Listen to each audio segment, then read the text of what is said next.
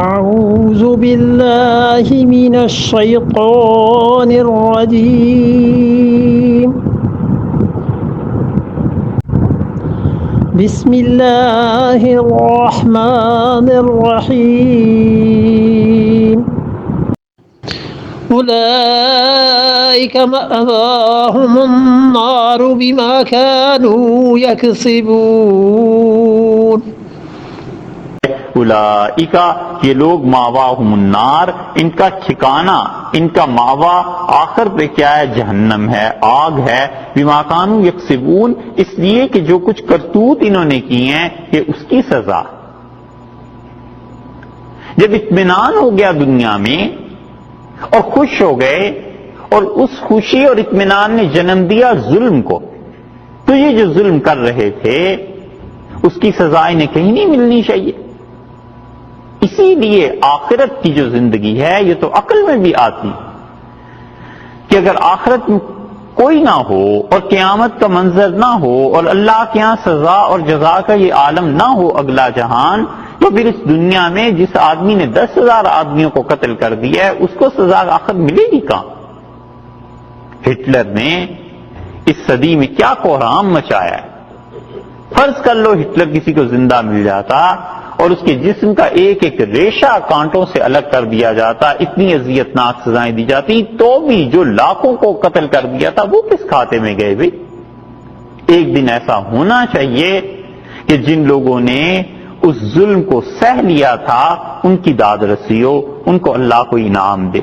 اور ایک دن ایسا ہونا چاہیے جب ظالم کو خدا پکڑے، کیونکہ اللہ نے حضرت موسیٰ علیہ السلام کے بعد دنیا میں یہ کہہ دیا تھا کہ اب تم لوگ آپس میں ہی طے کرو جو کچھ کرنا ہے، اب ہماری طرف سے کوئی عذاب نہیں آئے گا۔ ابن کثیر رحمۃ اللہ علیہ نے 6 پارے کی تفسیر میں یہ نقطہ لکھا ہے اور اس وقت بیان بھی کیا تھا پچھلے برس میں کہ مجموعی طور پر اللہ کا عذاب جن قوموں پر آیا ہے، ہوا چل پڑی،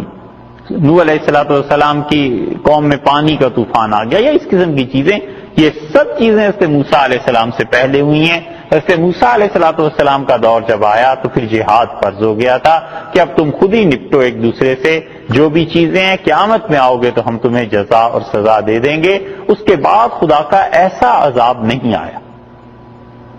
تو کوئی جگہ تو ہونی چاہیے جہاں پہنچ کے ظالم اور مظلوم کا فیصلہ ہو۔ تو دنیا کی زندگی میں آرام سے گزاری، ظلم کرتے رہے، خیانت کرتے رہے، جھوٹ بولتے رہے، یہ سب چیزیں اس دنیا میں چل گئیں، اور اگلے جہان میں کیا ہوا؟ وہاں پہنچ، وہ جہان ہو ہی نہ، بس مر گئے اور مٹی میں مل گئے۔ یہ اللہ کے عدل کے نظام کے خلاف یہ بات جاتی ہے، اور اللہ نے اسی لیے ایسے نہیں کیا بلکہ اس نے ایک جہان رکھا ہے جہاں پر سزا اور جزا ہو۔ اسی لیے رسول اللہ صلی اللہ علیہ وسلم اتنے محتاط تھے ان تمام چیزوں کے بارے میں کہ ذرا کسی انسان نے کوئی کوتاہی ایسی کی جس پہ خدا کی گرفت ہو سکتی تھی، فوراً متنبہ فرمایا کہ یوں نہیں کرتے۔ حضرت ابو مسعود بدری رضی اللہ عنہ ہیں، یہ بدری اس لیے نہیں ہے کہ یہ بدر میں شریک ہوئے بلکہ بدر کے رہنے والے تھے۔ حضرت ابو مسعود رضی اللہ عنہ کہتے تھے میں اپنے غلاموں کو ڈانٹ رہا تھا برے طریقے سے، اور رسول اللہ صلی اللہ علیہ وسلم میرے پیچھے سے گزرے گئی تشریف لے جا رہے تھے، تو آپ نے فرمایا خبردار ابو مسعود کو یاد رہے کہ اللہ اس پر، ابو مسعود پر زیادہ قدرت رکھتا ہے اس سے جتنی اپنے نوکروں پر قدرت رکھتا ہے۔ کہتے ہیں میں حاضر ہوا خدمت میں بعد میں، اور میں نے کہا اللہ کے رسول یہ بڑے نالائق ہیں اور کوئی کام نہیں کرتے، بات نہیں مانتے، اس وجہ سے میں انہیں سزا دیتا ہوں۔ تو رسول اللہ صلی اللہ علیہ وسلم نے مجھے منع فرمایا کہ تم انہیں نہیں مارو گے، اور پھر میں نے عرض کیا کہ مجھے اپنے غصے پہ قابو نہیں ہے، تو رسول اللہ صلی اللہ علیہ وسلم نے مجھ سے فرمایا کہ پھر تمہاری عافیت اسی میں ہے کہ ان سب کو آزاد کر دو۔ پھر انہوں نے عرض کیا کہ اللہ کے رسول میرا کام جو زندگی ہے دنیا کی چلنی دشوار ہے ان لوگوں کے بغیر۔ آپ نے فرمایا میں تو تمہاری عافیت اسی میں سمجھتا ہوں، تمہاری خیر، اگر تم غصے پہ قابو نہیں پا سکتے تو اپنے غلاموں کو فارغ کرو، انہیں آزاد کرو، اور ان میں سارے غلام آزاد کر دیں۔ اس لیے کہ دنیا کی زندگی میں چلو جو بھی تکلیف اٹھانی ہے وہ تو اٹھانی ہی ہے، لیکن غصے کی بیجا تنفیذ سے اور غصے کے بیجا استعمال پہ جو خدا کی گرفت ہوگی آخرت میں، وہ کس کھاتے میں؟ وہ تو بہت شدید ہے، اس لیے فرمایا ان کو آزاد کرو۔ میں تو بس یہی سمجھتا ہوں اتنا محتاط مزاج صحابہ کرام رضی اللہ عنہ کا اسی لیے بن گیا تھا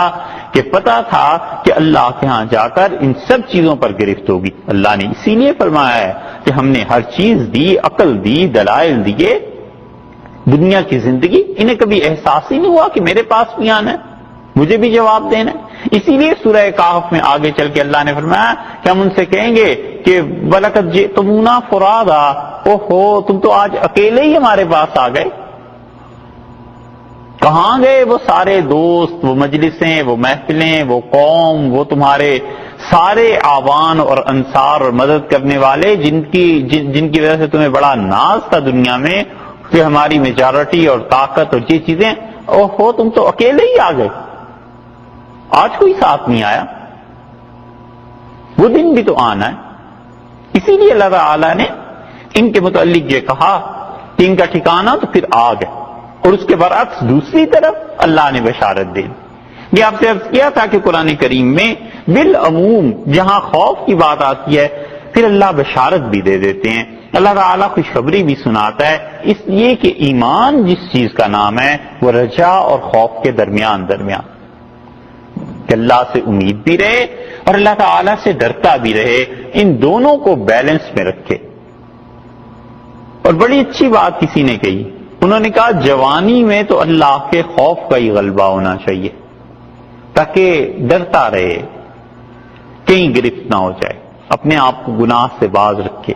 اور جب بال سفید ہو جائیں، بڑھاپا آ جائے تو پھر اللہ سے امید کا غلبہ ہونا چاہیے کہ مہربانی فرمائیں گے، احسان کریں گے اور معافی ہو جائے گی۔ اور اس سے بھی زیادہ بات یہ کہ گناہ کر کے تو آدمی ڈرتا ہی ہے، مومن انسان نیکی کر کے بھی ڈرنا چاہیے کہ کہیں قبول نہ ہوئی تو پھر کیا ہو۔ یہ بات کبھی کبھی ذہن سے اتر جاتی ہے، اور اگر نیکی کر کے اس پہ غرور پیدا ہو جائے تو اس سے وہ گناہ اچھا ہے جس کے بعد آدمی توبہ کرتا۔ نیکی کی کسی کے ساتھ اور غرور پیدا ہو گیا کہ اچھا کسی دن اسے نیکی بتانی ہے، چند دنوں کے بعد انہی صاحب سے بگڑ گئی تو انہیں تانا دینے لگے کہ آپ وہی ہیں نا جن کے ساتھ ہم نے اتنا احسان کیا تھا۔